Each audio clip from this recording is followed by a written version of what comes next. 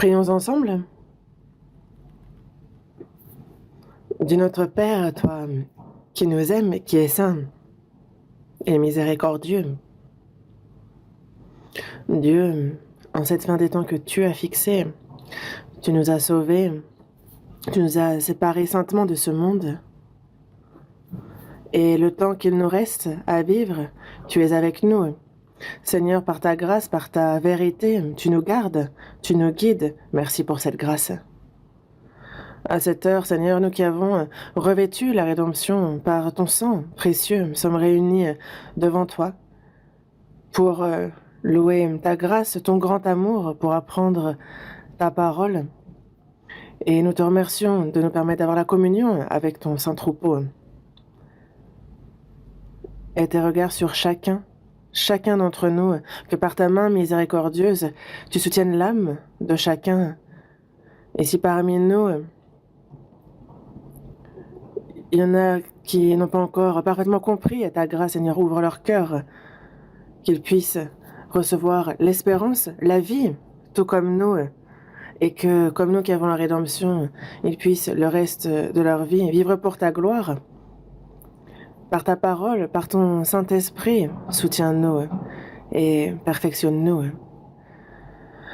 Des églises dans toute la Corée, dans le monde entier, qui, malgré les difficultés, prêchent l'Évangile à tous ces frères et sœurs, garde-les dans la chair, en esprit.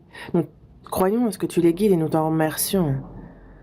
À ceux qui sont malades, rétablis-les promptement, que le reste de leur vie puisse être vécu pour ta volonté, pour ta gloire, que cette occasion leur soit donnée encore. Il y a des difficultés ici et là dans le monde, mais à tous tes prédicateurs, à tous tes missionnaires, à tous ces frères, donne-leur toujours plus ta sagesse pour que chaque jour, les âmes qui sont sauvées soient plus nombreuses, que cela soit une grande joie pour toi et que cela te glorifie grandement. Ce monde se corrompt, il est rempli de méchanceté et on ne sait ce qu'un jour peut enfanter. C'est vraiment un monde terrifiant, mais nous qui vivons dans ce monde, sans ton aide, Seigneur, sans ta protection, nous ne pouvons survivre. Par ta parole, par ta main puissante, soutiens-nous et en ton temps, donne-nous la parole dont nous avons besoin. Enseigne-nous la voie à suivre. Seigneur, à cette heure encore, il y a ta parole que tu souhaites nous révéler, ta volonté sainte, aide-nous à la comprendre. Nous avons prié au nom de notre Seigneur Jésus. Amen. Ouvrons la Bible à l'Évangile selon Matthieu chapitre 22.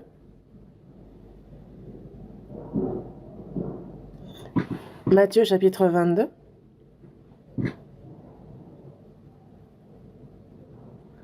Du verset 1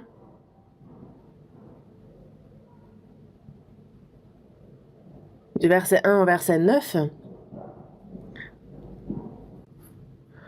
Matthieu chapitre 22, du verset 1 au verset 9, je lis.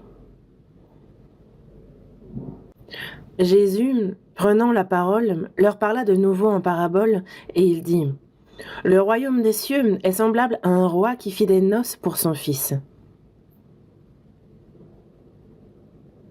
Il envoya ses serviteurs appeler ceux qui étaient invités aux noces, mais ils ne voulurent pas venir. Il envoya encore d'autres serviteurs en disant, « Dites aux conviés, voici, j'ai préparé mon festin, mes bœufs et mes bêtes grasses sont tués, tout est prêt, venez aux noces. »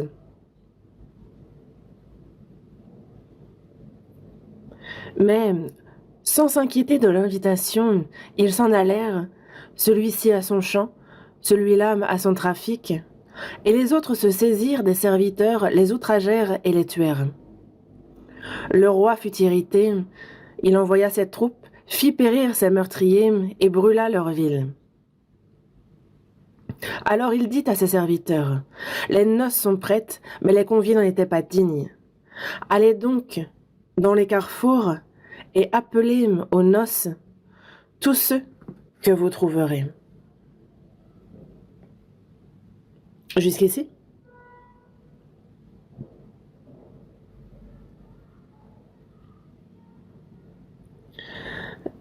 la retraite cet été, donc on a eu à 7 reprises les frères et sœurs qui ont d'abord reçu le salut étaient unis de cœur, un seul et même cœur dans la prière.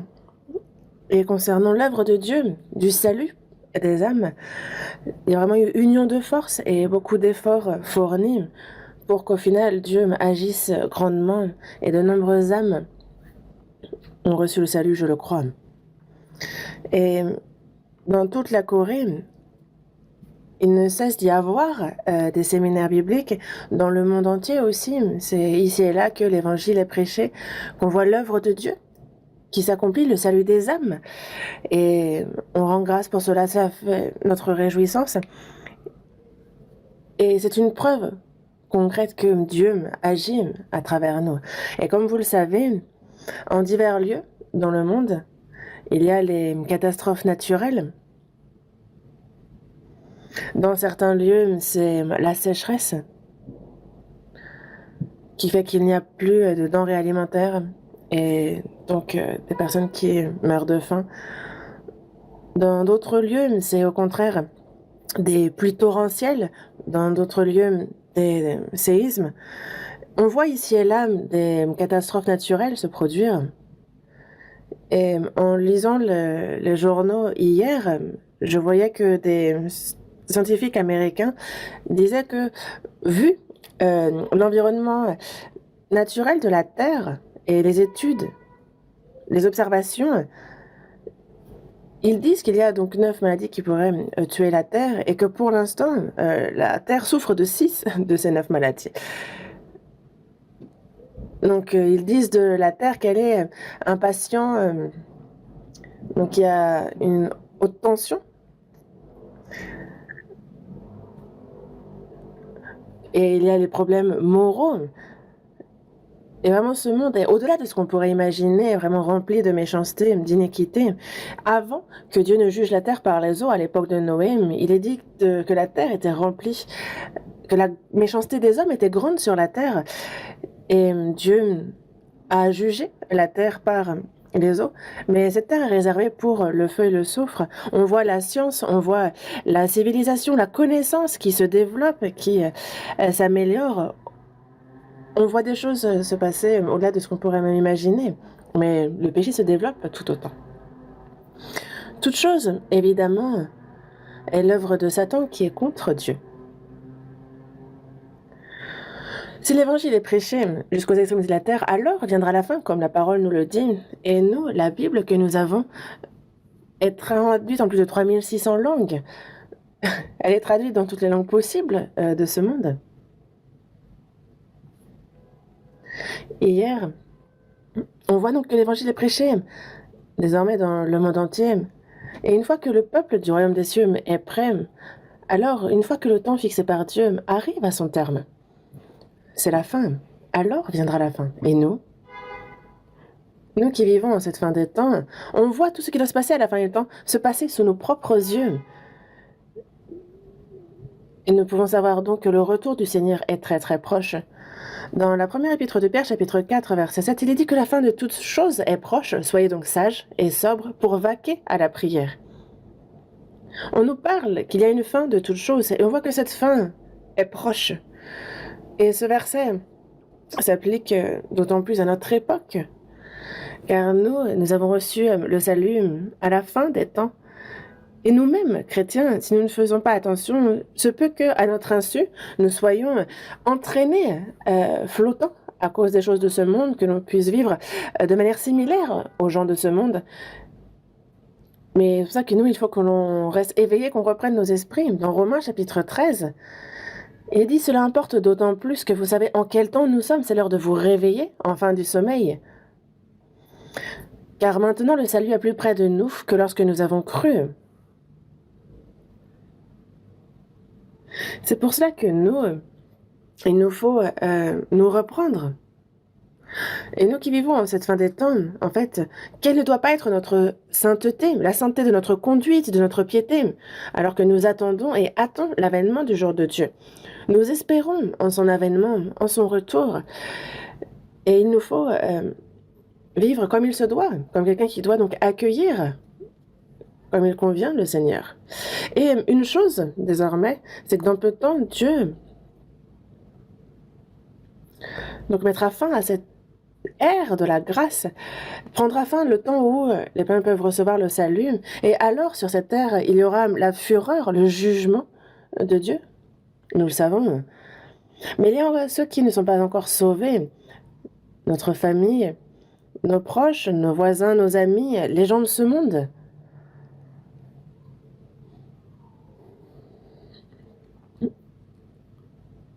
Et les gens qui ne savent pas à quelle époque ils vivent, qui ne vivent que pour les choses qu'ils ont sous les yeux, et ces personnes sont trop nombreuses. Et il faut que nous leur prêchions l'Évangile. Avant que ce jugement de Dieu n'arrive, il nous faut jusqu'à la fin prêcher, les aider, pour qu'ils soient sauvés. Soudain, que ce soit la guerre qui éclate, ou que ce soit des catastrophes naturelles qui surviennent, le message, au final, on voit il y a des alertes à la radio, à la télévision. Et alors, quand on voit ces alarmes, ces alertes, on fuit afin de fuir la catastrophe. Mais on a, en cette fin des temps, l'évangile qui est prêché jusqu'aux extrémités de la terre. On voit toutes ces choses qui se passent devant nous, que ce soit les catastrophes naturelles, que ce soit tous les phénomènes de corruption morale, que ce soit toutes choses. Sont des signes, des avertissements. Mais les hommes ne le savent pas. Certains vont dire, de toute façon, demain je meurs. Autant manger, boire, se réjouir avant de mourir. Il y en a qui vivent se disant, est-ce que c'est à notre époque que ce monde va prendre fin? Ils en doutent. Et c'est sur cette terre qu'ils placent tous leurs espoirs. Nombreux sont ces personnes, mais nous, en tout cas, nous qui vivons en cette fin des temps, nous avons une grande responsabilité, celle de prêcher l'Évangile à ces personnes. Ça, c'est certain. Et à travers les versets qu'on a lus, le titre d'aujourd'hui, c'est l'invitation de Dieu aux noces. Dans le psaume 50, verset 1, on nous parle de Dieu, l'Éternel, qui parle et qui convoque la terre depuis le soleil levant jusqu'au soleil couchant. Dieu, le Tout-Puissant, le Créateur, parle. Et il convoque la terre depuis le soleil levant jusqu'au soleil couchant. Il convoque la terre. Il convoque la terre à revenir à lui, à recevoir le salut.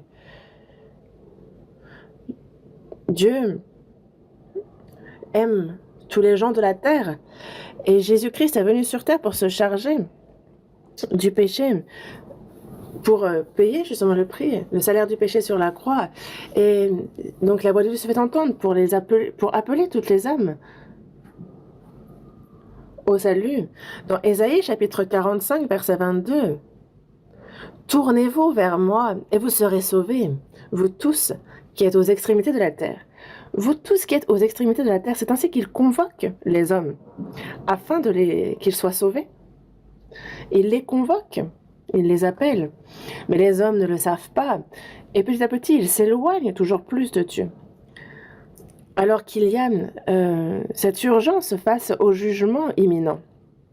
Et c'est vraiment dommage de les voir perdurer dans le péché. Mais dans Matthieu chapitre 22, verset 1, Jésus, prenant la parole, leur parlait de nouveau en parabole et il dit, « Le royaume des cieux est semblable. » Jésus, lorsqu'il annonce une vérité très importante, il parle en parabole pour faire en sorte que tous puissent comprendre simplement par ses exemples. Il aimait parler ainsi.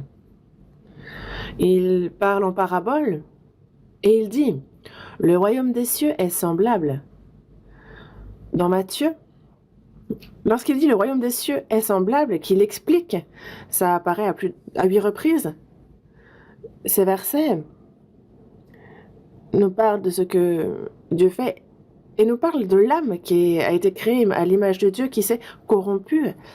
et qui, au lieu d'aller dans le royaume des cieux, désormais entre dans l'enfer éternel à cause justement du diable, de ses démons.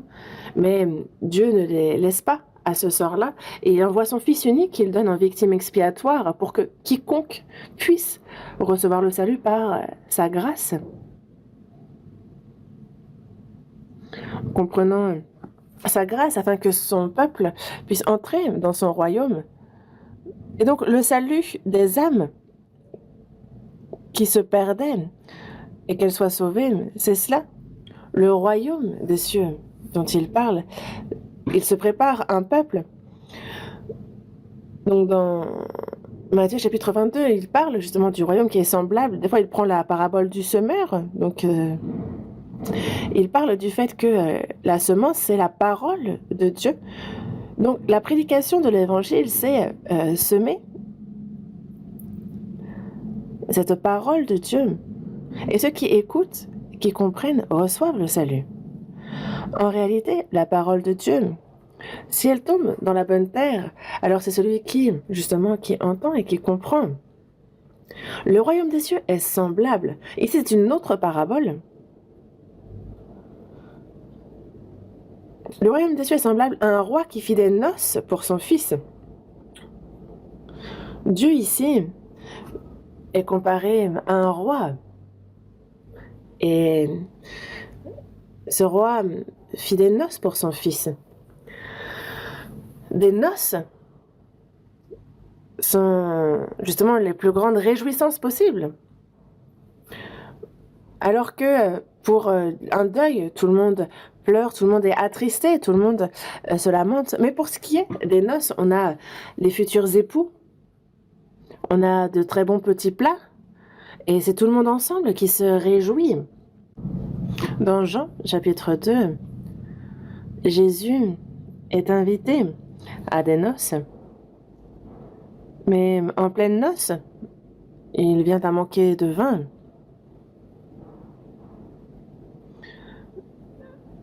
Des noces où il manque du vin, ça veut dire que, en fait, justement pour les gens de ce monde, comme il est dit dans l'Ecclésiaste, les repas sont pour se divertir, et le vin vit la rend joyeuse. Et ce n'est pas pour la tristesse, pour les lamentations qu'on fait des festins, mais c'est vraiment pour se divertir. On fait des repas pour se divertir. Le vin rend la vie joyeuse. Et la personne à ces noces, ce qui réjouit le plus, c'est le vin.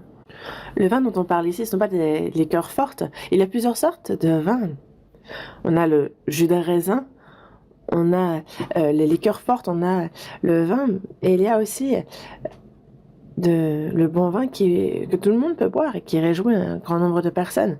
Dans le temps, dans la province de Gyeongsang, quand on avait en campagne des festins, il y avait des boissons sucrées, par exemple à base de riz. Donc on buvait cela. Et chaque maison avait cette boisson sucrée à base de riz. C'était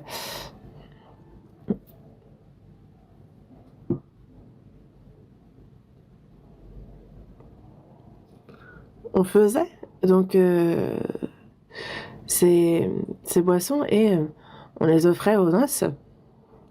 Et les gens buvaient cela et ils disaient « Ah, c'est la boisson de telle ou telle maison qui est meilleure que celle de telle ou telle maison. » Mais sans ces boissons-là, on ne se réjouissait pas. Mais dans Jean, chapitre 2, ces noces auxquelles a été invité Jésus, on se retrouve en manque de vin. Et donc, la réjouissance s'évapore. Et comme vous le savez, Jésus, donc, à ces noces, où on vient à manquer de vin, il a donc 5 cruches qu'il va demander à faire remplir au comble. Et il va changer cela en vin. Et c'est le premier miracle qu'accomplit Jésus. Un festin où on en vient à manquer de vin, c'est comme ce monde. Ce monde a l'air de se réjouir et il s'efforce de chanter, de trouver la réjouissance, de profiter de telle ou telle chose, de se divertir. Chacun se prépare à toutes sortes de choses pour s'amuser.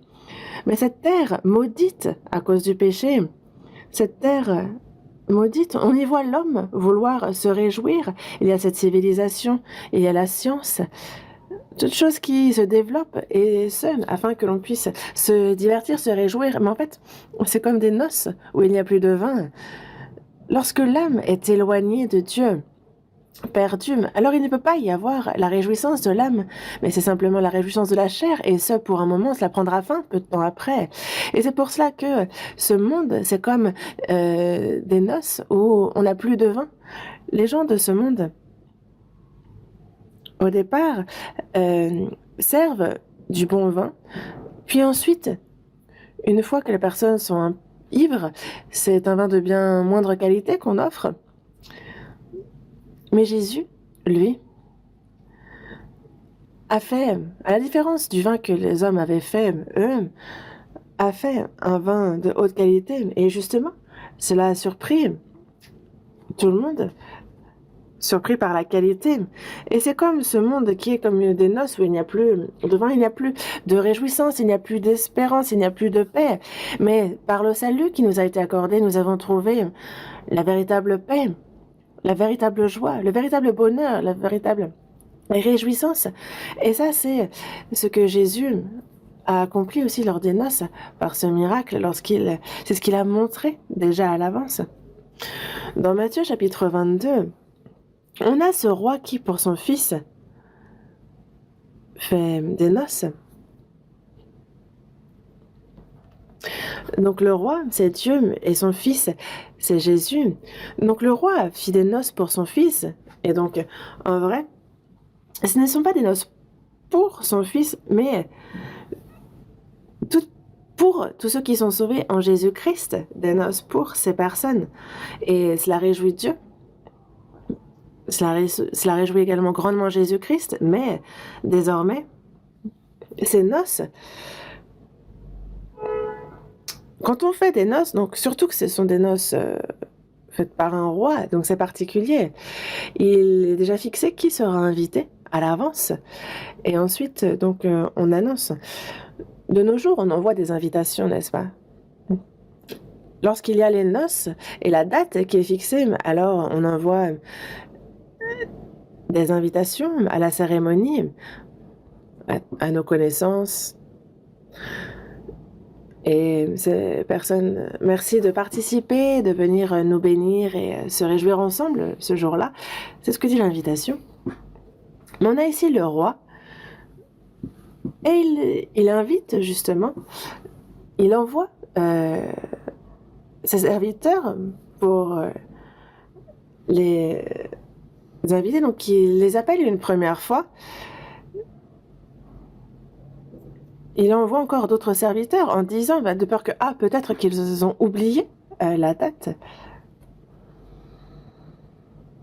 Mais, donc il leur a dit de venir, il a dit, venez, vous êtes conviés à ces noces. Ils annoncent la date, mais il est dit que les conviés n'ont pas voulu y aller. Ce sont pourtant les noces du roi. Pourquoi ? Alors, est-ce que les conviés n'ont pas voulu y aller? C'est bizarre. Le président vous convie aux noces de son fils. Vous avez reçu l'invitation aux noces du fils du président. C'est un honneur. Est-ce que vous allez y aller ou pas? Ce jour-là, vous allez vous mettre sur vos 31 certainement. Vous allez même vous en vanter, disant « Ah, moi, c'est la première fois, mais je suis invitée aux noces préparées par le président. » Mais ici, on a le roi. Et à l'époque, c'était encore une autorité encore plus absolue que le président maintenant. Et donc, il a les conviés, il envoie ses serviteurs pour les inviter. Mais ils n'ont pas voulu y aller. Et verset 4, il envoie encore d'autres serviteurs en disant, au début, ils envoient une invitation.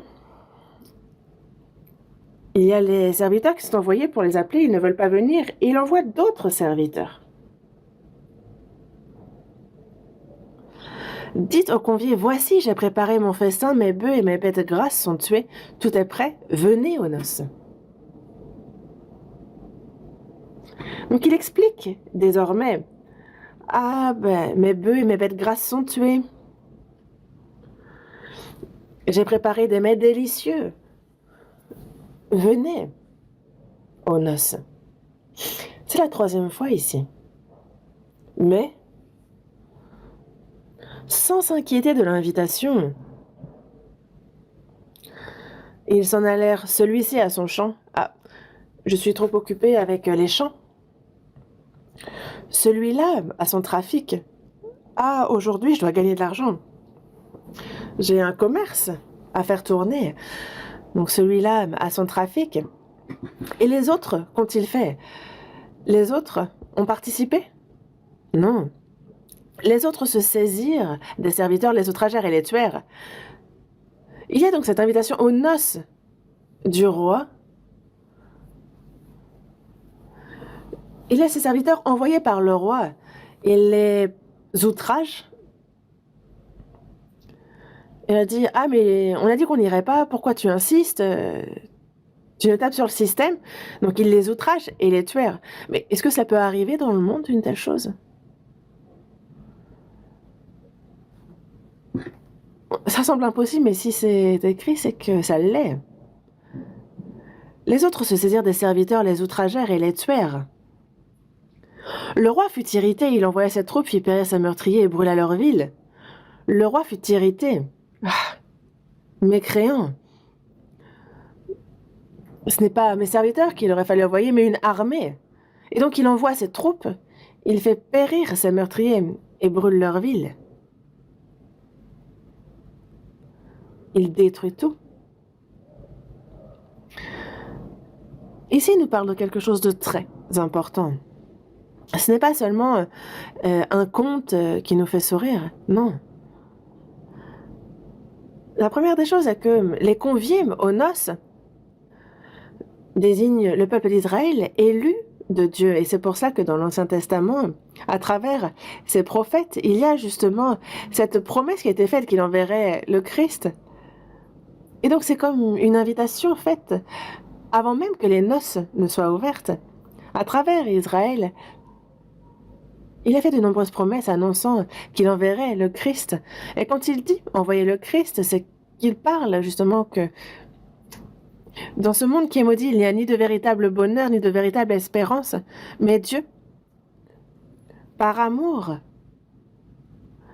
pour le salut des pécheurs, il accomplit, justement par grâce,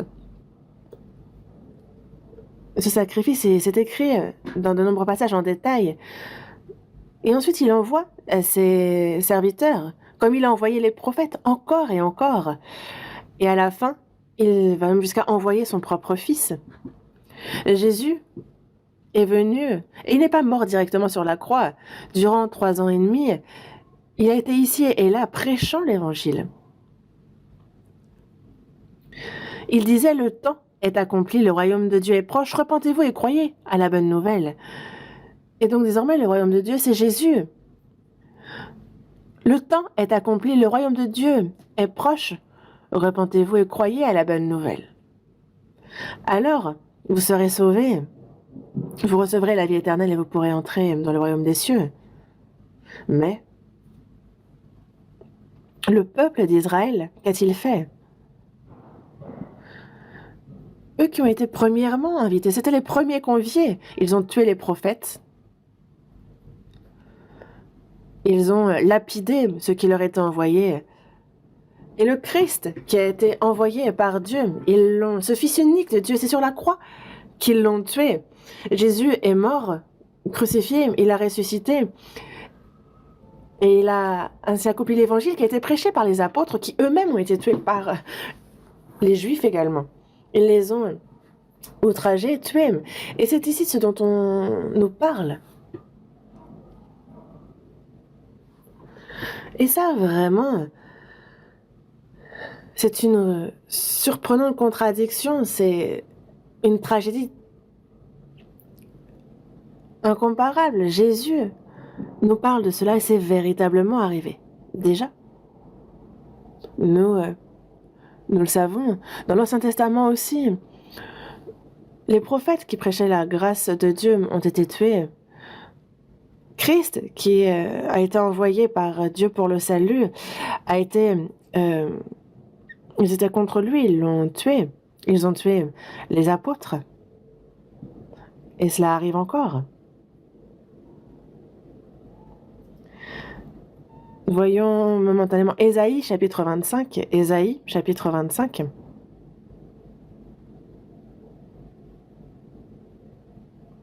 Ésaïe, chapitre 25, à partir du verset 6. Ésaïe, chapitre 25, à partir du verset 6 jusqu'au verset 8, je lis. L'Éternel des armées prépare à tous les peuples sur cette montagne un festin de mets succulents, un festin de vin vieux, de mets succulents, pleins de moelle, de vin vieux, clarifié. Et sur cette montagne, il anéantit le voile qui voile tous les peuples, la couverture qui couvre toutes les nations. Il anéantit la mort pour toujours. Le Seigneur, l'Éternel, essuie les larmes de tous les visages. Il fait disparaître de toute la terre l'opprobre de son peuple, car l'Éternel a parlé. Dans ce verset, l'Éternel des armées prépare à tous les peuples un festin de mets succulents. C'est à tous les peuples, non pas seulement au peuple d'Israël. Et comme nous le savons, le peuple d'Israël a rejeté le Christ.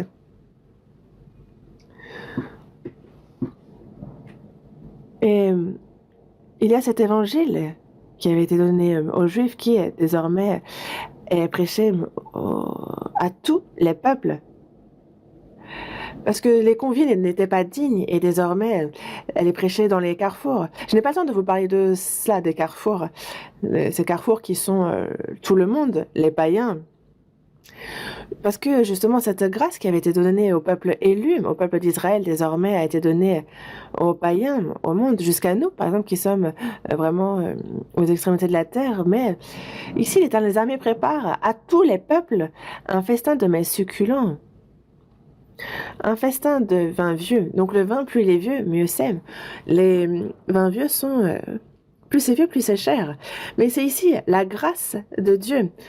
Il y a cette grâce qu'il a conservée, qu'il a gardée.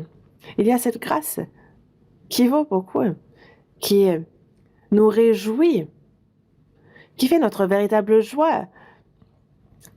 La joie de l'âme qui nous donne la vie pour l'éternité.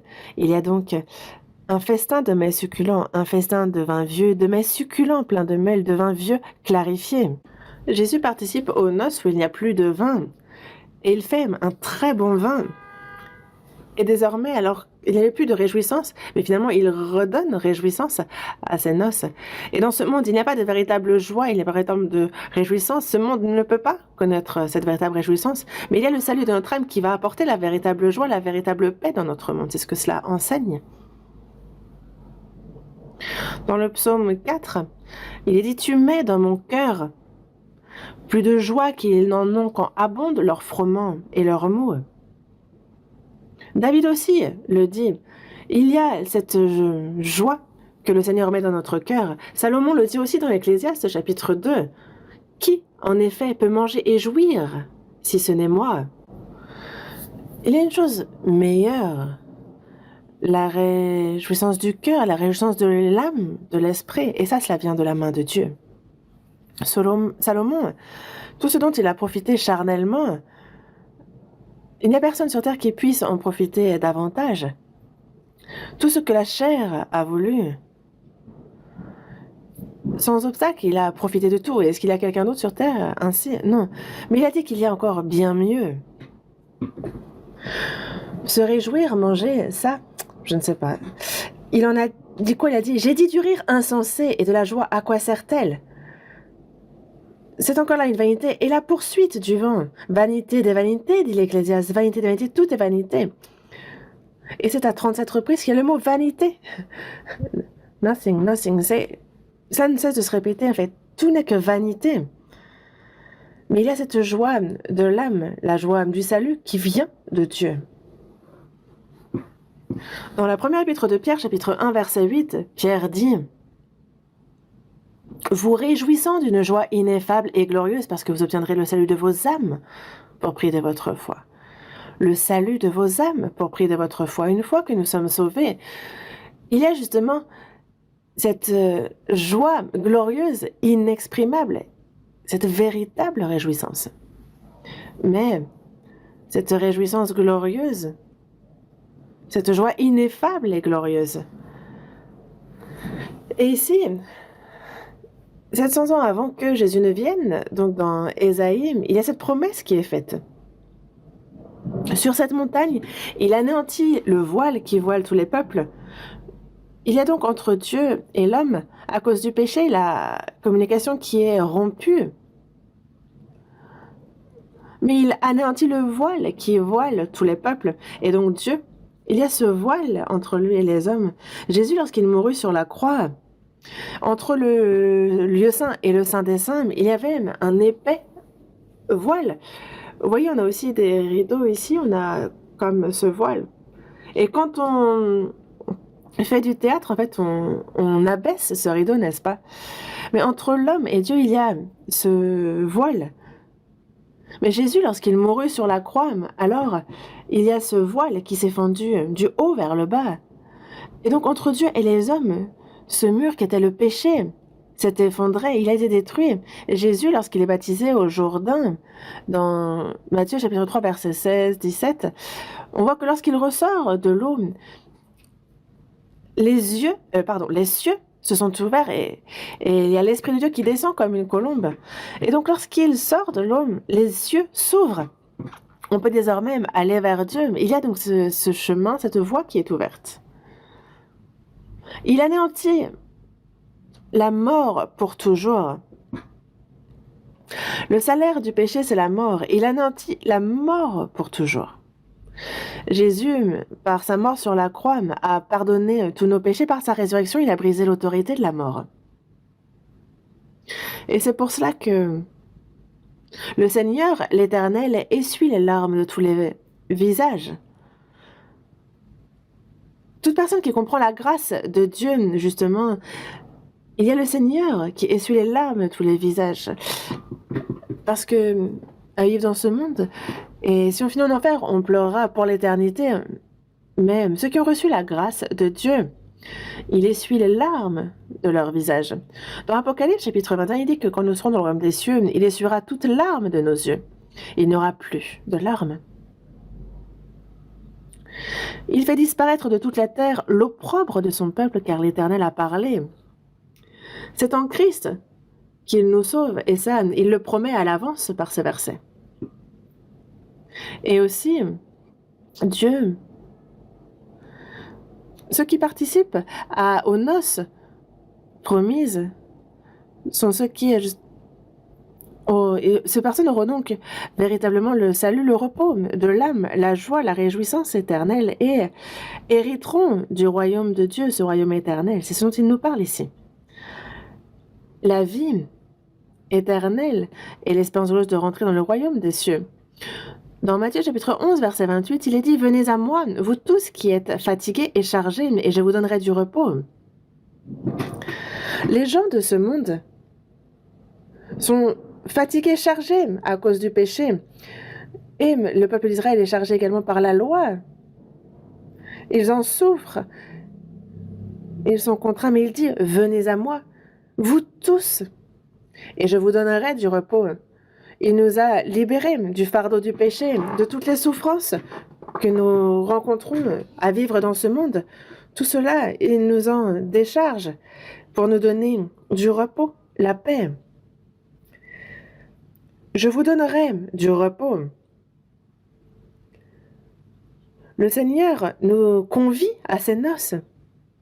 La Bible est une invitation à ces âmes misérables qui sont vouées à la perdition. La Bible, c'est comme une invitation aux noces pour ces âmes. Venez. Venez et plaidons. Dans Ésaïe chapitre 1, il dit « Venez ».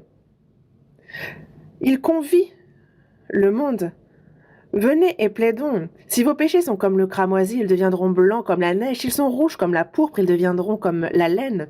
Quel que soit le péché que vous avez, je vous rendrai plus blanc que la neige. Je vous purifierai à ce point. Vous deviendrez blanc comme la neige. Vous savez combien, justement, blanc aime la laine des agneaux. Dans tous les cas, Dieu convoque la terre, il convie tous les peuples au salut. Et dans Jean chapitre 6, verset 51, il dit « Je suis le pain vivant qui est descendu du ciel. Si quelqu'un mange de ce pain, il vivra éternellement. » Jésus est venu du ciel sur terre et c'est le pain qui vient pour donner la vie éternelle. Et quand on en mange une fois, on a la vie éternelle. C'est génial. Dans Jean chapitre 4, chapitre 7, verset 37, il dit que si quelqu'un a soif, qu'il vienne à moi et qu'il boive. Celui qui croit en moi, des fleuves d'eau vive couleront de son sein. Il dit cela de l'esprit que devait recevoir ceux qui croiraient en lui. Et dans Jean, chapitre 4, verset 14, il dit que celui qui boira de l'eau que je lui donnerai n'aura jamais soif, et l'eau que je lui donnerai deviendra en lui une source d'eau qui jaillira jusque dans la vie éternelle. On en boit une fois. Et donc c'est la vie éternelle que nous recevons, c'est on mange une fois et c'est comme des fleuves d'eau vive qui coulent en nous. Parce que cette eau-là, par exemple, dans mon verre, je la bois et j'aurai encore soif. Et si je ne rebois pas, je peux même mourir de soif. Mais Jésus, lui, c'est des fleuves d'eau vive qui couleront. On en boit et on n'a plus soif. Il nous parle donc de cette véritable paix qu'il nous donne. Les noces dans ce monde,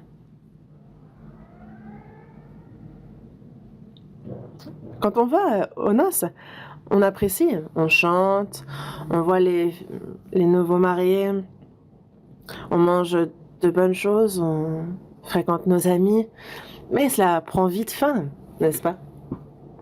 Est-ce que ça dure longtemps, les noces? On va à la maison et on retrouve tout ce qui nous frustrait avant.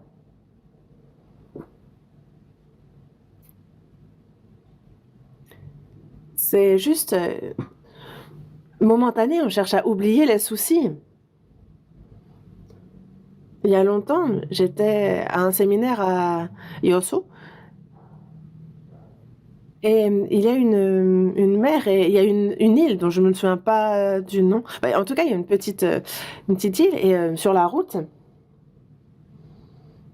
qui permet de se rendre sur l'île. Je suis allée donc moi aussi pour visiter cette île et il y avait une femme habillée en vêtements traditionnels, mais ivre. Elle vacillait et ceux qui passaient, on disait oh,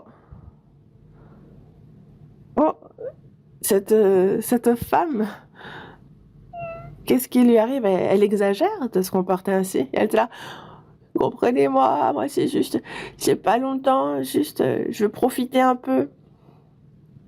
Mais quand on va à la maison, une fois rentré, que ce soit la terrifiante belle-mère, que ce soit l'horrible belle-sœur, en fait, que ce soit le mari,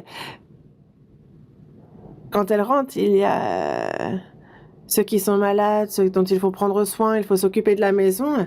Et donc cette femme a cherché à oublier cela un instant, et ivre, elle dansait, chantait,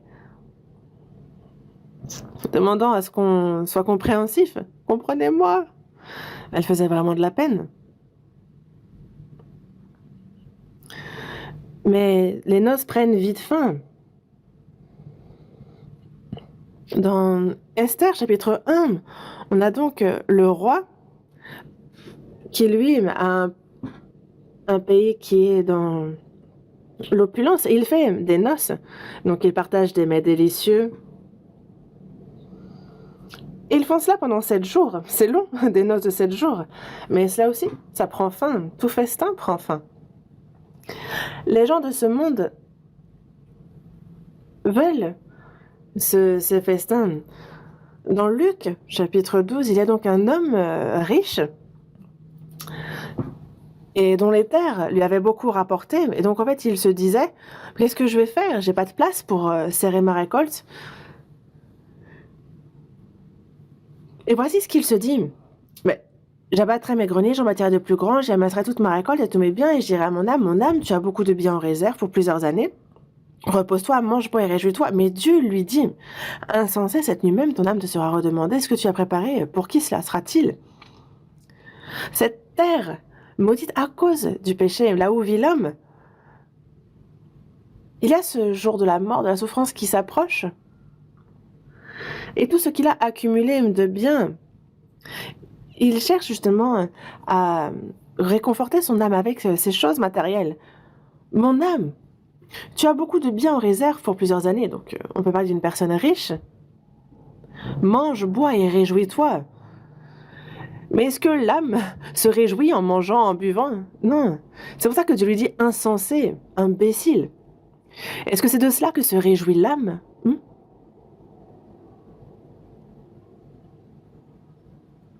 Reçois le pardon des péchés, reçois le salut, la vie éternelle, l'espérance du royaume des cieux, parce que avant cela, il n'y a aucune réjouissance pour l'âme. Mais c'est afin d'oublier cela momentanément qu'on cherche l'abondance et que chaque jour,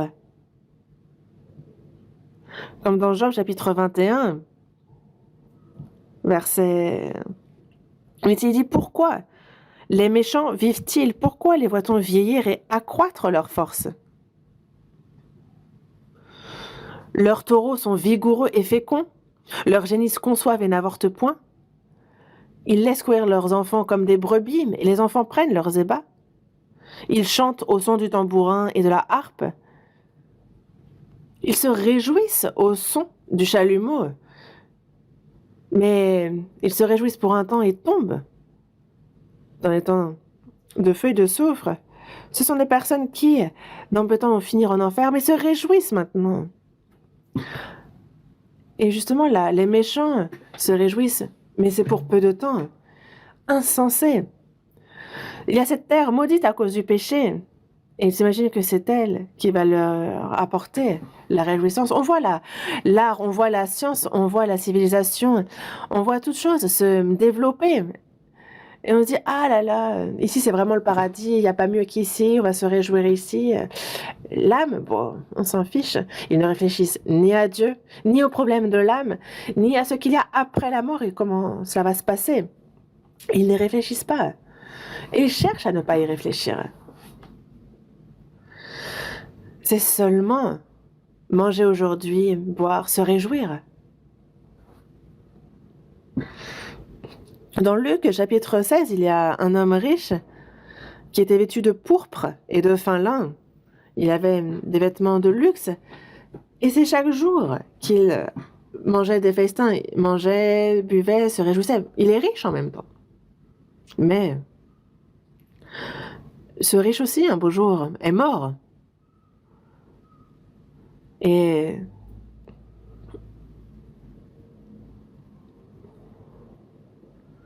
il est finalement mort.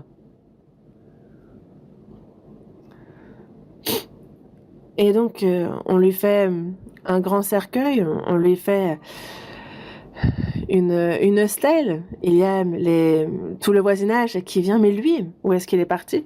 Il est mort, il est entré dans le séjour des morts, là où il y a la souffrance. Et le pauvre Lazare qui, lui, était au pied de sa maison et dans les bras de Dieu. Lazare, lui, le pauvre, a un nom. Lazare signifiant que Dieu est mon consolateur. Les saints sauvés sont Lazare. Ça ne veut pas dire que tous les pauvres vont au ciel et tous les riches vont en enfer. Non. Une personne sauvée vient les mains vides et repart les mains vides. Et nous, on se contente si on a le manger et le boire et quelques vêtements. Mais les gens de ce monde ont une avidité sans fin.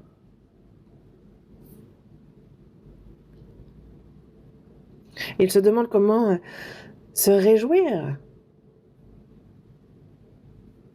Et après la mort, ils n'imaginent même pas justement la souffrance qu'ils vont connaître dans le séjour des morts. Lazare, lui, qui était au pied de la maison du riche, était, lui, aux côtés d'Abraham dans le royaume des cieux. Mais les gens, dans ce monde, ils vivent dans le péché. Et il y a cette vie maudite. Et ils s'imaginent que c'est avec leurs propres efforts qu'ils vont essayer d'en faire une vie réjouissante, de la changer, de se réjouir en mangeant, buvant. Mais est-ce que c'est de cela qu'on peut se réjouir? Qu'a dit Salomon? J'ai dit du rire insensé. Et de la joie, à quoi sert-elle? Rire, mais pourquoi? Le Proverbe chapitre 14, verset 13. Au milieu même du rire, le cœur peut être affligé, et la joie peut finir par la détresse. Et après, on va finalement tomber avec tout cela. Ce sont des tromperies.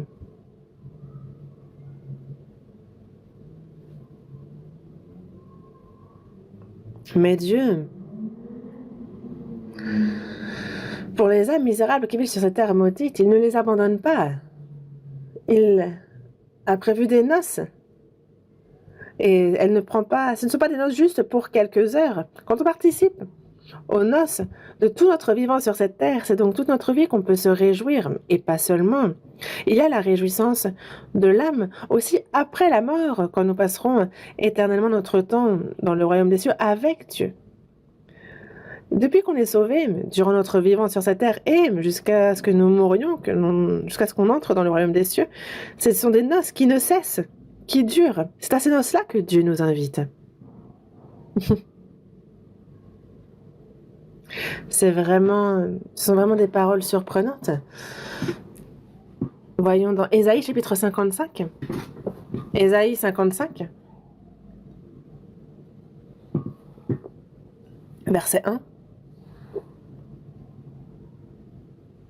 Ésaïe 55, verset 1. Vous tous qui avez soif, venez aux eaux. Même celui qui n'a pas d'argent, venez, achetez et mangez. Venez, achetez du vin et du lait, sans argent, sans rien payer. Vous tous qui avez soif, venez aux eaux. Même celui qui n'a pas d'argent, venez acheter et manger, venez acheter du vin et du lait sans argent, sans rien payer. Ici, Dieu va nous donner la véritable paix, la vie éternelle, la véritable réjouissance. Il nous le dit ici. Parce que justement, le vin réjouit l'âme, mais ce n'est pas n'importe quel vin, c'est quand on comprend la grâce, la vérité de Dieu, alors il y a le bonheur éternel, la réjouissance éternelle. Et c'est sans argent qu'on ait beaucoup ou peu de péché. Il nous dit, venez, qui que vous soyez. Verset 3. Prêtez l'oreille et venez à moi, écoutez, et votre âme vivra. Prêtez l'oreille et venez à moi, écoutez, et votre âme vivra. Et votre âme vivra. Nous avons été appelés ici, c'est savoir qui nous appelle au salut de l'âme. Jésus, voyez toutes les paroles qu'il a dites au peuple d'Israël.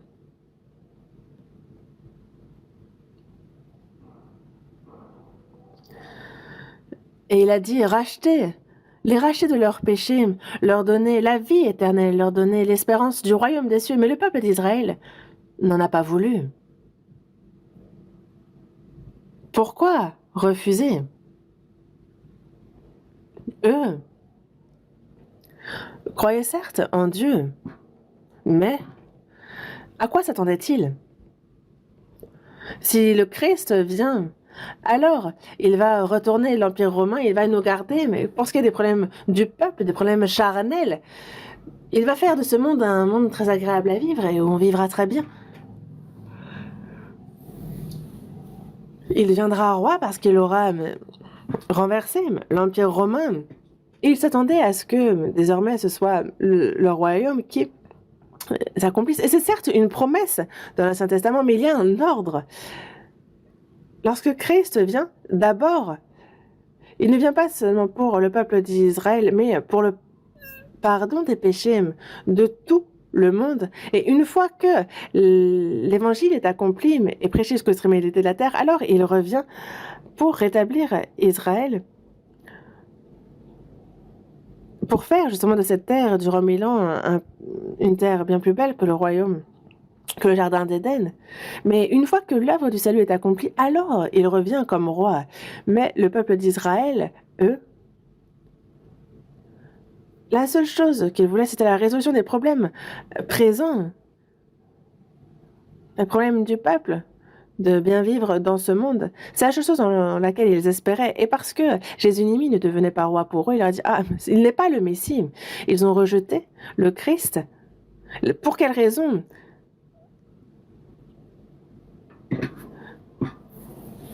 Parce qu'ils souhaitaient à bien vivre, bien manger dans ce monde et non pas recevoir ce que Dieu voulait offrir, le salut de l'âme, le repos éternel. Est-ce qu'il n'y a que le peuple d'Israël dans ce cas?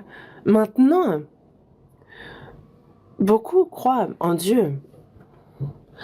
L'évangile est prêché dans le monde entier. On est à l'époque à l'apogée du christianisme. Il y a beaucoup de doctrines, beaucoup de congrégations. Les cathédrales, les bâtiments sont gigantesques, luxueux. C'est vraiment l'apogée. Mais qu'est-ce qu'ils attendent? Si on écoute la prière de ceux qui disent croire en Jésus, ils disent « Donne-moi ceci, donne-moi ceci, donne-moi cela ». Donnez quoi? Faites que mon fils, cette fois-ci, à l'examen d'entrée à l'université, puisse avoir de bonnes notes et qu'il puisse entrer dans une bonne université, qu'il puisse être diplômé, entrer dans une bonne entreprise et qu'il puisse bien vivre. Merci de faire que les affaires de mon mari fonctionnent bien, que nous soyons en bonne santé, qu'on réussisse en toutes choses. C'est comme ceux qui se plient devant le Bouddha. Non. Est-ce qu'ils prient pour le salut? Non. Pour aller dans le royaume des cieux, pour l'espérance? Non, ils disent non, il faut mourir. Déjà, on va vivre et puis on verra après la mort. Moi, je vais à l'église, je suis zélé, assidu, je donne ma part. Est-ce que vous pensez qu'il va m'envoyer en enfer? Non, il n'oserait pas. Mais il a bien dit que le royaume des cieux n'est pas à tous ceux qui disent Seigneur, Seigneur, mais à celui qui fait sa volonté. Et quelle est sa volonté? Sa volonté, c'est que tout celui qui croit, justement, son Fils reçoit la vie éternelle. Mais pour cela, en fait, c'est vraiment surprenant. Il faut naître de nouveau, il faut être sauvé. Mais ce n'est pas ce dont il parle. Pour eux, croire, c'est aller à l'église, et être zélé, c'est bien croire. Et aller à l'église, pour eux, ils disent que c'est la preuve qu'ils sont élus. Mais non, ça c'est un mensonge monté de toutes pièces par le diable. Dans tous les cas, encore maintenant, les chrétiens sont si semblables aux Juifs à l'époque où Jésus a été crucifié. Ils ne sont pas intéressés par les choses spirituelles, les choses de l'âme, mais seulement les choses de ce monde, par le royaume des cieux. Non. Au XVIIIe siècle, justement, à l'époque, il y avait John Wesley, et Spurgeon, il y avait énormément de missionnaires en Angleterre qui ont activement prêché l'Évangile. On a D.L. Moody aux États-Unis et on a vu l'œuvre de l'Évangile s'accomplir là-bas aussi. Mais qu'en est-il maintenant? Tout s'est éteint. On a beau chercher, il n'y a pas.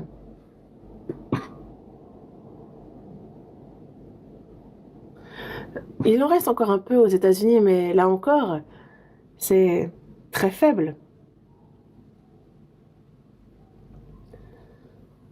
Et pour cela, on peut être fier concernant le fait de prêcher activement dans le monde entier l'Évangile. À part nous, je ne vois pas. Et c'est bizarre.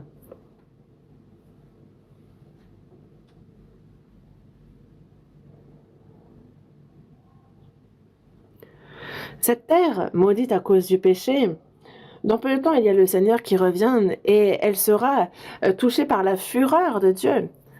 Mais il y a les hommes qui cherchent à changer cela par leurs propres efforts. Ils essaient d'en faire la meilleure terre possible pour y vivre. Alors que c'est une terre réservée pour le feu. Et le jour du jugement de Dieu est proche, mais eux, ils sont dans leurs pensées, ils rêvassent. Ceux qui ne... Les incrédules ne savent pas, donc c'est normal pour les soi-disant chrétiens.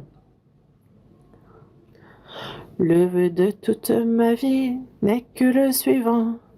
Gagner beaucoup d'argent et bien vivre en étant riche, puis aller en enfer. Bon, il n'y a pas un tel cantique, hein. Mais c'est comme ça qu'il devrait chanter ce cantique en tout cas. Le vœu de toute ma vie n'est que le suivant, de faire l'œuvre du Seigneur et quand je me séparerai de ce monde, de le retrouver. Mais ils ne le savent pas. Ils s'imaginent que... Il n'y a pas de verset qui dit qu'aller à l'église fait entrer au ciel. Il n'a pas dit que d'être zélé fait entrer au ciel. Il n'a pas dit que donner beaucoup d'argent fait entrer au ciel. Il est dit que nul n'est bon et ne peut entrer au ciel. Mais il y a la grâce de Dieu. Et c'est des noces auxquelles il invite tout le monde. Est-ce qu'il est dit d'apporter un peu d'argent pour les félicitations? Non. Justement, même ceux qui n'ont pas d'argent peuvent venir. Parce que c'est des noces pour tout le peuple.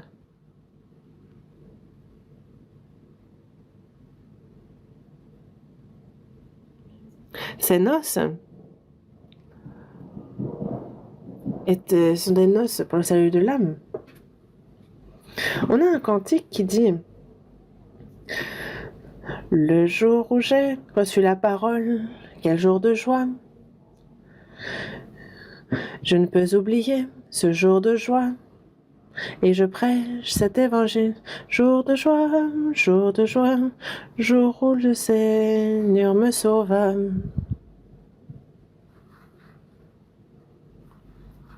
Happy day, jour de joie, jour où le Seigneur me sauva, le jour de mon salut.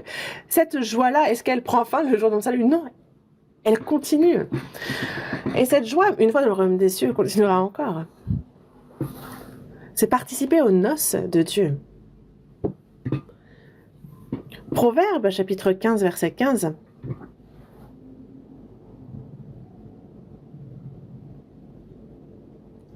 Après les psaumes, on a Proverbe, chapitre 15, verset 15.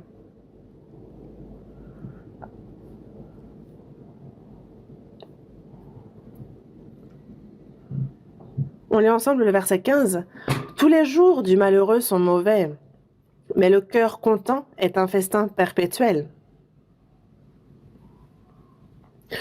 Tous les jours du malheureux sont mauvais. Les gens de ce monde sont malheureux, les jours sont mauvais, vraiment. On ne sait ce qu'un jour peut enfanter. Vraiment, il n'y a pas d'espérance, il n'y a pas de bonheur et ils ne savent pas en quoi consiste le vrai bonheur. Mais la seule chose dont ils se soucient, c'est justement de savoir comment bien vivre et bien manger dans ce monde, sur cette terre maudite à cause du péché. Mais le cœur content est un festin perpétuel. Qui le dit? En fait, ici, ça parle de ceux qui sont sauvés. Il y a ce cœur content, il y a l'âme qui se réjouit. Dans Habakkuk, chapitre 3, verset 17 et les suivants, il est dit qu'il n'y aura plus de bœufs dans les étables, les brebis disparaîtront du pâturage, le figuier ne fleurira pas, la vigne ne produira rien. Il n'y aura rien, rien, rien. Mais je veux me réjouir en l'Éternel, je veux me réjouir dans le Dieu de mon salut. Il n'y a rien, rien, rien, rien, mais je veux me réjouir en l'Éternel. Je veux me réjouir dans le Dieu de mon salut, celui qui a sauvé mon âme. L'apôtre Paul l'a dit, comme attristés, et nous sommes toujours joyeux. Comme pauvres, et nous en enrichissons plusieurs. Comme n'ayant rien, et nous possédons toutes choses. comme attristés, mais nous sommes toujours joyeux comme pauvres, et nous en enrichissons plusieurs comme n'ayant rien et nous possédons toutes choses. C'est bizarre, mais c'est les chrétiens. Désormais, le peuple d'Israël ont été invités aux noces. Dieu a envoyé à ses serviteurs encore et encore. Mais tous ont dit non, je n'y vais pas, je suis occupé. Ils n'ont pas écouté. Jérémie chapitre 25. Voyons ce passage un moment. Jérémie chapitre 25. Verset 4.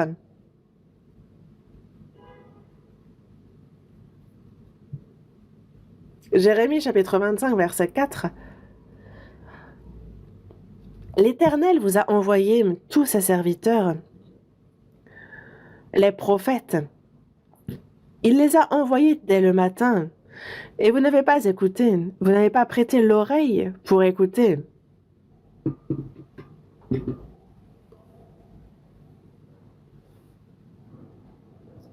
Ici, Dieu, l'Éternel vous a envoyé tous ses serviteurs, les prophètes. Il les a envoyés dès le matin, et vous n'avez pas écouté, vous n'avez pas prêté l'oreille pour écouter. Ils n'écoutent pas.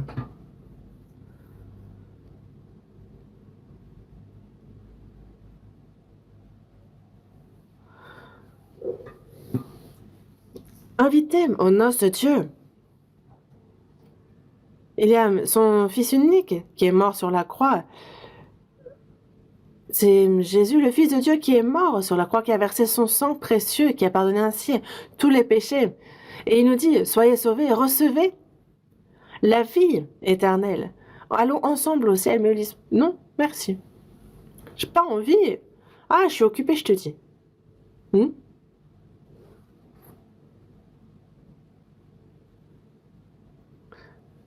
Et donc, ils rejettent l'invitation de Dieu. Et ça, c'est vraiment surprenant. L'homme est invité aux remarquables noces de Dieu. Et le fait qu'il rejette cela, ça, c'est vraiment surprenant.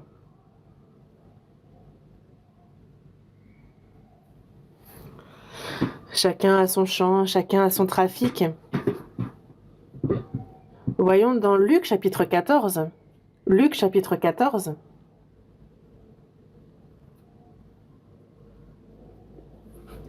Chapitre 14, verset 17. Luc chapitre 14, à partir du verset 17. À l'heure du souper, il envoya son serviteur dire aux conviés, « Venez, car tout est déjà prêt. » Mais tous, unanimement, se mirent à s'excuser. Le premier lui dit, « J'ai acheté un champ, et je suis obligé d'aller le voir, excuse-moi, je te prie. » Un autre dit, « J'ai acheté 5 paires de bœufs, et je vais les essayer. Excuse-moi, je te prie. » Un autre dit, « Je viens de me marier, et c'est pourquoi je ne puis aller. » Ici, on a ceux qui ne veulent pas aller aux noces, et on voit plusieurs excuses ici. L'un dit, « J'ai acheté un champ, et je suis obligé d'aller le voir. » Si on a acheté un champ, c'est bon. On a forcément besoin d'y aller dans ce champ. Et là, en fait, ces excuses n'ont aucun sens. Dans Philippiens chapitre 3, il est dit, « Leur fin sera qu'ils ne pensent qu'aux choses de la terre. » Ah, j'ai acheté un champ, et donc je ne pense qu'à ce champ. Mais il y a de quoi?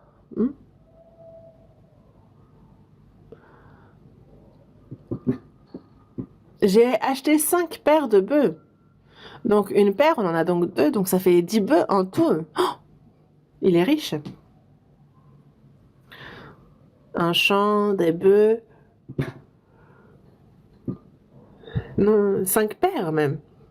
Un riche. Le problème des riches est qu'il est bien plus facile à un chameau de passer par le trou d'une aiguille qu'à un riche d'entrer dans le royaume de Dieu. Il n'y a pas beaucoup de riches ici, n'est-ce pas? Moi, je remercie vraiment Dieu de ne pas m'avoir fait riche. Vraiment, c'est un soulagement. Si moi, comme certains, j'avais gagné beaucoup d'argent et que j'avais acheté un champ, si j'étais un grand propriétaire foncier, par exemple,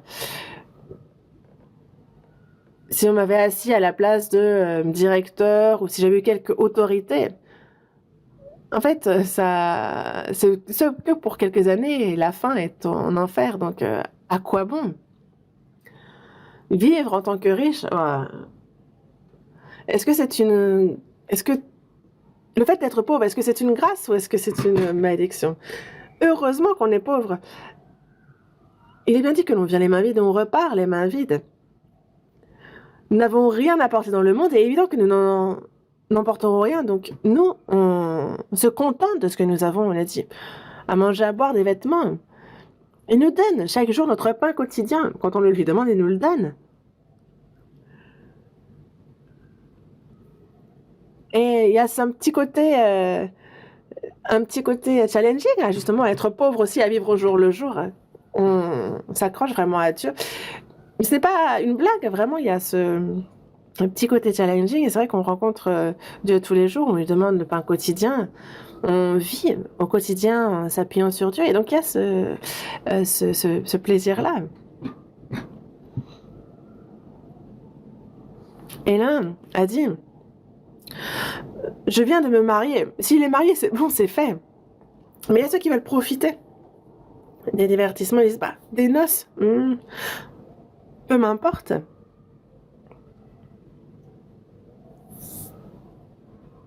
Dans le jardin d'Éden, il y a l'arbre de vie, et il y avait donc l'arbre de la connaissance du bien et du mal.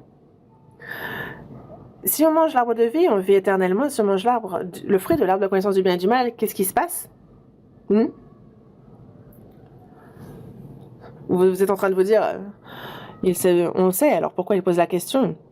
Il faut quand même demander, il est dit, le jour où vous en mangerez, vous mourrez.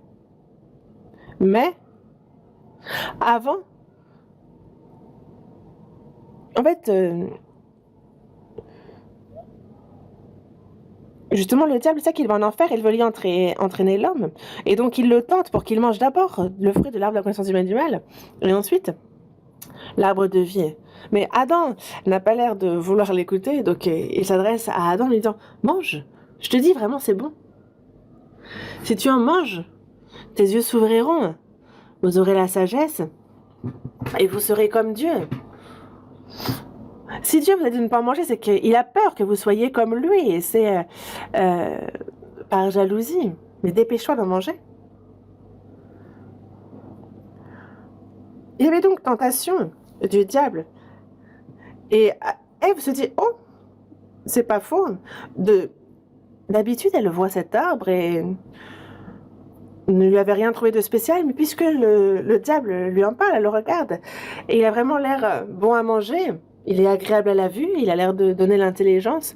Elle en prend, en mange, en donne à son mari. C'est l'œuvre du diable de faire manger à l'homme le fruit de l'arbre de la connaissance du bien et du mal avant l'arbre de vie. Et ils ont donc été chassés du jardin d'Éden. Et ça nous montre justement, donc ils ont été chassés sur terre. Et Dieu a caché l'arbre de vie. Dans la première épître de Jean, il est dit de ne pas aimer le monde, ni les choses qui sont de ce monde, parce que les choses de ce monde, donc la convoitise des yeux, la convoitise de la chair, l'orgueil de la vie, ce sont des choses qui ne sont pas de Dieu, mais qui viennent du diable. Ce sont des appâts du diable, parce que les choses, donc les choses de ce monde passent, ça convoitise aussi, mais celui qui fait la volonté de Dieu demeure éternellement. Le salut, c'est la volonté de Dieu. Mais il y a justement ces choses-là qui sont agréables à manger, agréables à la vue, bon à manger, ces choses. Ça, ce sont des choses du monde. Tout ça, cela passe. Le monde, ça convoitise aussi. Ce sont des choses qui prennent fin dans peu de temps. Et ceux qui tiennent le pouvoir dans ce monde ne vivent pas longtemps. En fait, à l'époque, dans le temps, ceux qu'on appelait les héros, ceux qui étaient riches, c'était pour quelques années. Regardez un peu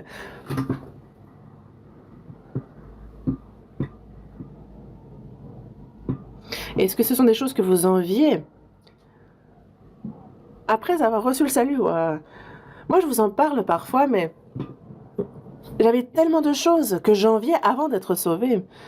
J'enviais ceux qui vivaient dans de belles maisons, ceux qui avaient de belles voitures, je les enviais, ceux qui étaient haut placés, je les enviais. Et moi aussi, je me demandais, mais quand est-ce que ce sera mon tour? Je m'en mordais les lèvres. Mais quand j'ai compris que je n'étais pas sauvée, je me suis dit, oh, si je meurs, je vais en enfer. Comment recevoir le salut? Et c'est en 1962, le 30 octobre à 8 heures, que j'ai compris la grâce de Dieu véritablement. Et personne ne me l'a enseigné, mais à ce moment-là, je n'enviais même plus les riches de ce monde. Il ne restait pas une once de jalousie vis-à-vis des gens de ce monde. Vraiment, vraiment, vraiment, je vous le dis, j'insiste.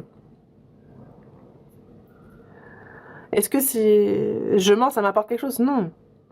Et je rends vraiment grâce à Dieu pour ce salut. Je me dis, mais déjà, il m'a sauvée. Donnez-moi toutes les choses de ce monde. Est-ce que je l'échangerais contre le bonheur que j'ai dans mon cœur? Non.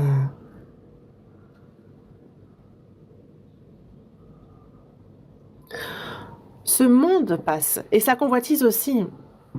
Mais il y a les appâts du diable, et c'est avec cela qu'il attire l'homme. Les choses charnelles.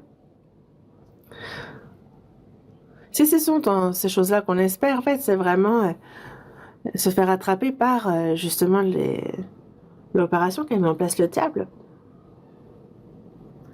Mais ne vous laissez pas entraîner et même sauver. En fait, on ne peut pas nous prendre notre salut. Et je me dis, ah, moi je vais au ciel, mais je vais essayer de bien vivre ma vie sur terre quand même, de la vivre avec classe. Est-ce qu'il ne faut pas aussi un peu profiter de ce monde? Jésus est venu dans ce monde, est-ce qu'il a vécu avec classe?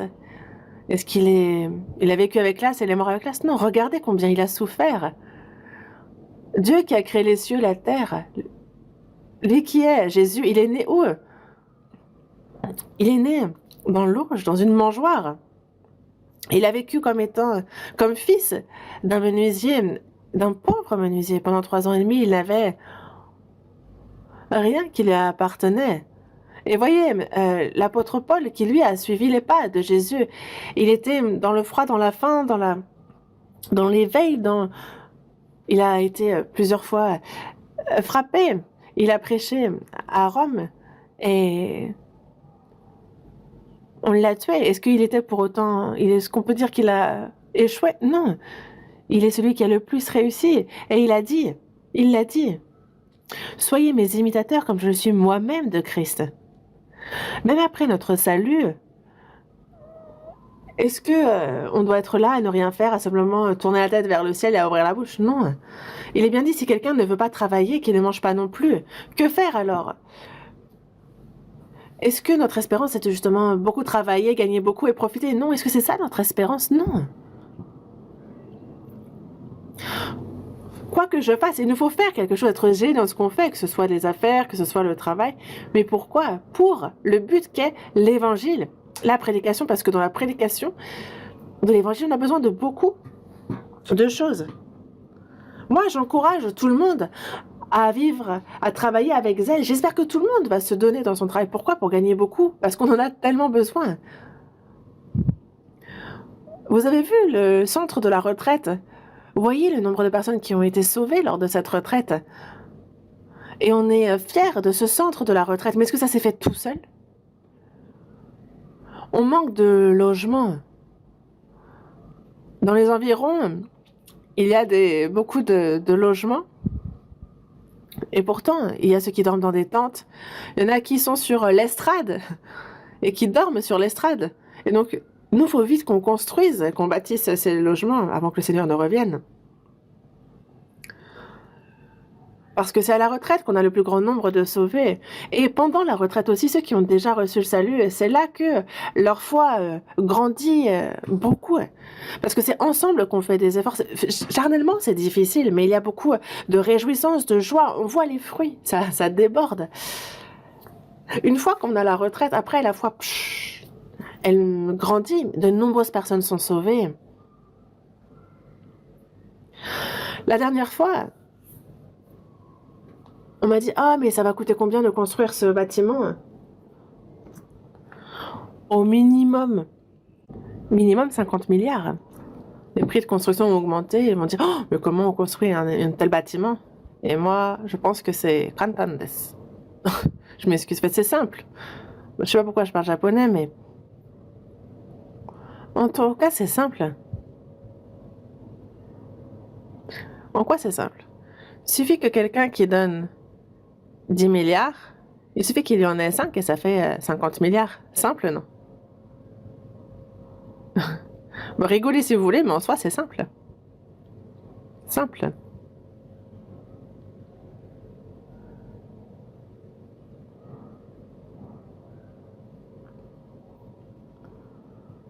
Et si cela ne se fait pas, même si ce n'est pas 10 milliards, même si c'est juste 1 milliard, il faudrait être combien alors? 50? C'est simple. Regardez un peu les bâtiments qu'on a, c'est remarquable. Regardez la force que nous avons. Dieu nous soutient. Est-ce qu'il y a quelque chose qui nous soit impossible? Il est dit qu'avec la foi, on peut déplacer des montagnes. Il n'y a rien d'impossible. Dieu, derrière, justement, avec la foi, il nous soutient. Je parle de milliards et ça vous fait peur? Moi aussi, bah, si c'est 1 milliard, ce sera 1 milliard. Pourquoi ce serait impossible?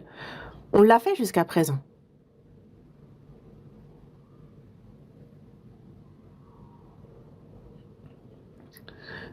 Et qu'est-ce que l'on va faire avec l'argent que l'on gagne avec zèle?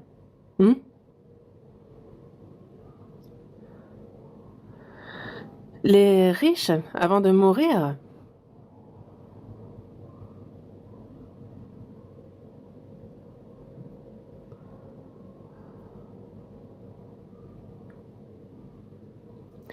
achètent des maisons secondaires sans savoir qui y vivra.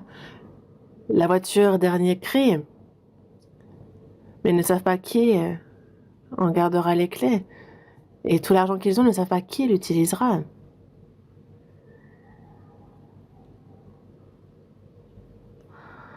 Dans le psaume 39 qu'a dit David, il a conquéri donc les nations alentours. Il était à l'époque le plus grand roi. Mais qu'a-t-il dit? Éternel, dis-moi quel est le terme de ma vie, quelle est la mesure de mes jours, que je sache combien je suis fragile. Que je sache combien je suis fragile, vraiment, quelle est ma fin. Voici, tu as donné à mes jours la largeur de la main et à ma vie. Ma vie n'est rien devant toi, c'est comme une fourmi dans la main et arrivée au bord, elle tombe. Tu as donné à mes jours la largeur de la main et ma vie est comme un rien devant toi. Oui, tout homme debout n'est qu'un souffle, n'est-ce pas? J'ai réussi, c'est le succès. Désormais, il ne reste plus qu'à partir. Oui, tout homme debout n'est qu'un souffle, même debout.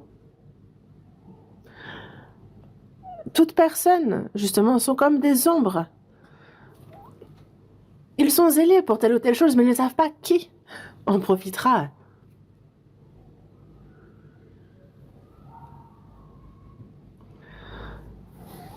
Ce soir, notre âme nous sera redemandée, et tout ce que l'on a accumulé, pour qui cela sera-t-il? On ne sait pas qui en profitera.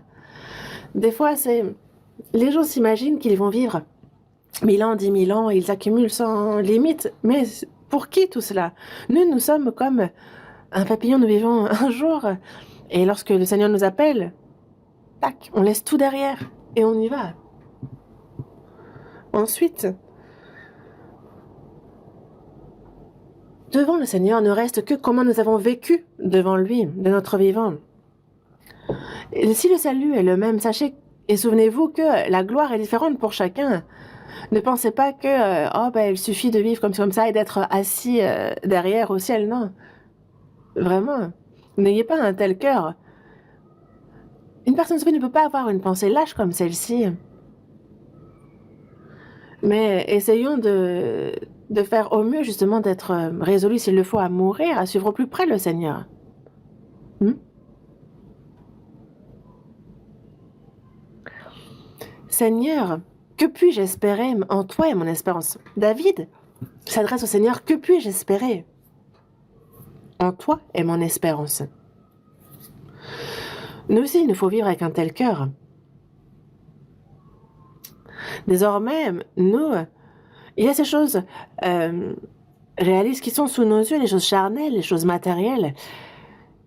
Ce ne sont pas ces choses-là après lesquelles il nous faut courir, mais il y a Dieu qui nous invite aux noces. Il y a son Fils qui a été sacrifié, et qui, par sacrifice, il y a notre âme qui a été sauvée. Nous avons le bonheur, l'espérance de pouvoir entrer dans le royaume éternel. Et les gens qui participent à ces noces, dès ce jour-là, justement, ils participent à la grâce de Dieu depuis ce jour. Et ceux qui ont reçu cette grâce depuis ce jour-là, même durant cette vie sur Terre, ils sont heureux parce que leur destin a complètement changé. Ils sont désormais heureux pour l'éternité. On a eu la retraite et on a la retraite d'automne. Et avant qu'on ne moissonne les champs, il nous faut vraiment nous moissonner les âmes. Il faut que de nombreuses âmes soient sauvées pour que cela réjouisse le Seigneur. Et nous participerons à la joie de l'Éternel. Nous prions pour cela et merci de participer. Il y a ceux qui rejettent l'invitation de Dieu aux noces.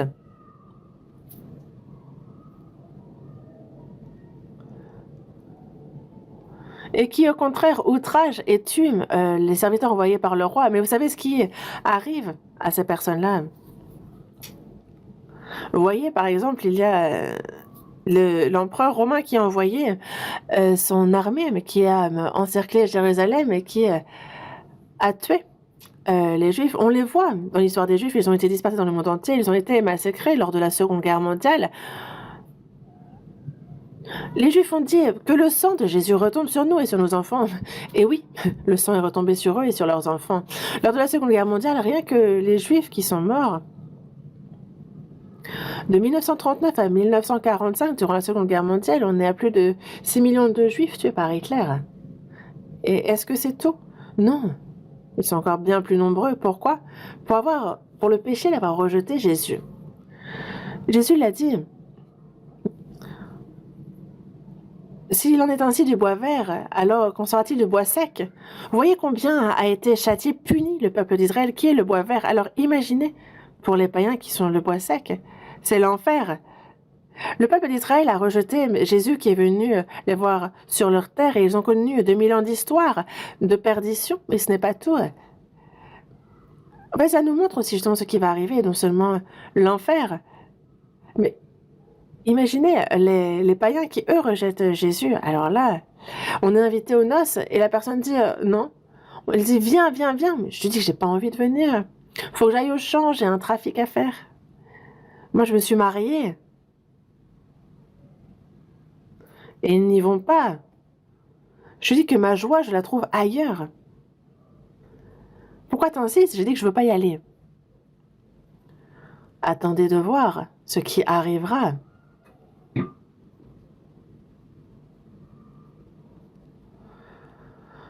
On a Kim Jong-un qui est en Russie avec Poutine se prépare à on ne sait quoi. Il discute et rêve de guerre nucléaire pour une 3e guerre mondiale. Xi Jinping aussi. On a les 3 mauvais, 3 méchants. Ce n'est pas rien.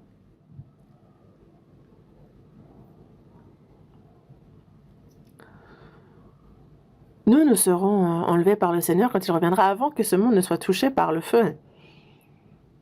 Nous sommes protégés pendant que nous prêchons l'Évangile sur cette terre.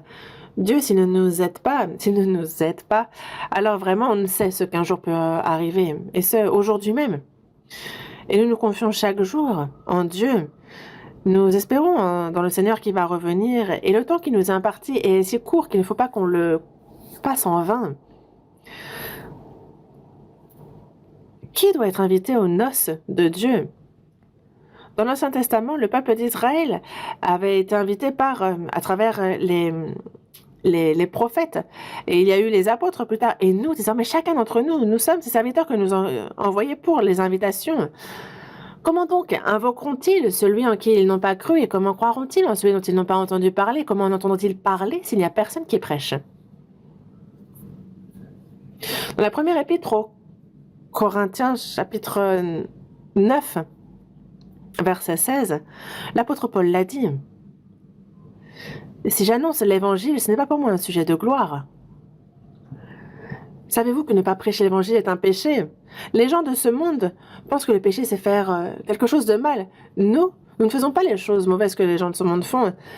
Mais ne pas faire le bien est un péché aussi. Dans Jacques, chapitre 4, verset 17, il est bien dit que celui donc qui sait faire ce qui est bien et qui ne le fait pas commet un péché. Et le plus grand bien que l'on puisse faire, c'est prêcher l'évangile pour le salut des âmes. Et ne pas le faire, c'est péché. Il faut le faire. Nous, on serre les dents jusqu'au dernier jour pour que le plus grand nombre de personnes puissent être sauvées. Jusqu'à ce que je retourne vers le Seigneur, qu'une âme de plus puisse être sauvée, il faut que l'on s'efforce dans ce sens. Merci de prier, de participer et de faire les efforts nécessaires pour la retraite d'automne aussi. Prions ensemble. Dieu notre Père, toi qui es miséricordieux, Dieu, en cette fin des temps que tu as fixée, sur cette terre où il y a le jour de la fureur du jugement qui arrive, ce jour est très proche, mais tu nous as d'abord sauvés. Tu nous as placés dans ton église où tu agis et tu es avec nous, Seigneur. Que ce soit pour ta gloire, pour ton évangile, que nous obéissions, que nous fournissions tous nos efforts, que l'on unisse nos forces pour que de nombreuses âmes soient sauvées, que ton œuvre s'accomplisse. Nous te remercions de nous permettre d'y participer. Il y a les frères et sœurs, que notre vie ne soit pas vaine, que ce soit pour ton œuvre sainte, Seigneur, que l'on puisse te réjouir, que tu sois glorifié à travers nous, que ton œuvre s'accomplisse à travers nous. Pour cela, montre-nous et enseigne-nous comment il nous convient de nous conduire, ce qu'il nous faut faire. Et dans peu de temps, dans quelques jours, nous avons la retraite d'automne. Que de nombreuses âmes puissent être sauvées et que cela te glorifie et te réjouisse. Et que pour cela, tous les frères et sœurs, nous soyons unis de cœur, que nous unissions nos forces et qu'ainsi à travers nous s'accomplisse grandement ton œuvre. Nous avons prié au nom de notre Seigneur Jésus. Amen.